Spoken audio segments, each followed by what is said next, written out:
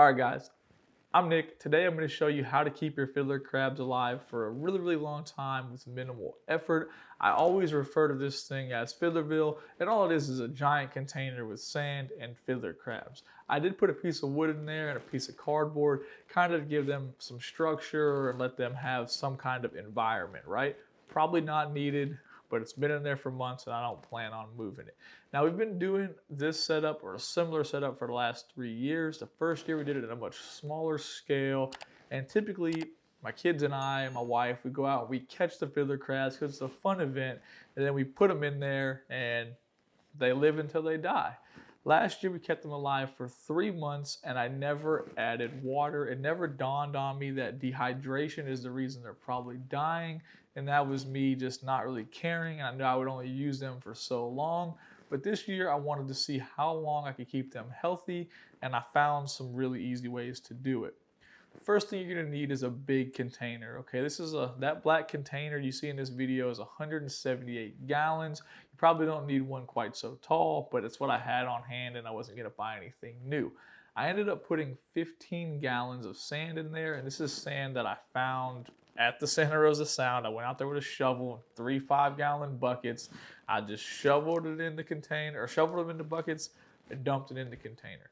We ended up buying the crabs because we couldn't catch them. I bought 500 of them, dumped them in there. You can see in this photo, this is the first day. The kids are like, holy cow, it's so many crabs. And there was a lot of crabs there everywhere.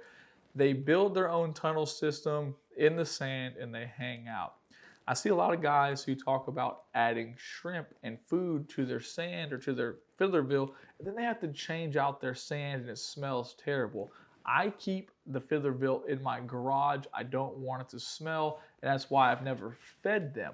But what I've learned is they comb the sand for nutrition. And you can see in these videos, after you spray water on them, they come to the surface and they'll start combing the sand because the sand is moist, and they're hydrating themselves and probably gaining some kind of minerals. They're very tiny, so it can't take much nutrients to keep them going.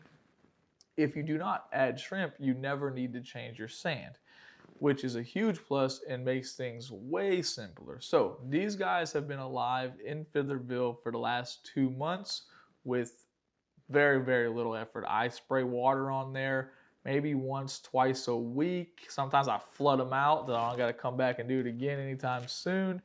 It's very simple. I think I probably find somewhere between 1 and 3 dead ones a week.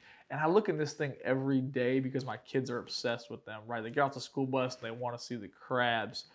It is the easiest way to do it. Big container, sand from the local body of water.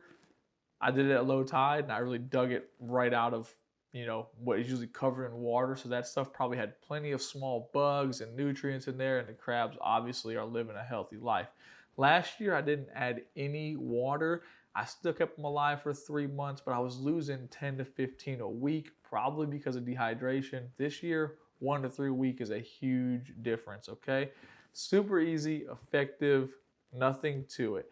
Then we come down to can you produce them in captivity? I have no idea, but that's a question that I get asked a lot. As you can see in this video, these little fiddler crabs are super tiny. I highly doubt these fiddler crabs were caught.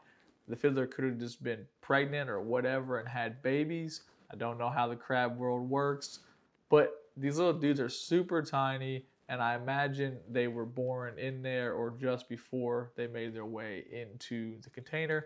When I dumped them out of the cardboard box they came in, I didn't see any small ones. So it's interesting to see how fast they grow, and I'll pay more attention and we could follow up on that at a later time. If you have any questions about it, just leave a comment below, and don't overcomplicate it, okay? Just keep it simple, sand and water. Don't flood them out, don't let them dry out. I keep them in the garage, like I said. It's shaded and temperature controlled, compared to being outside. If it's gonna get cold at night and it's a sunny day, I usually pull it outside, let them get some sun, and I'll just push it back inside when I close the garage for the evening. Nothing to it, very easy. That's it. I appreciate you guys watching. Drop some comments if you have questions.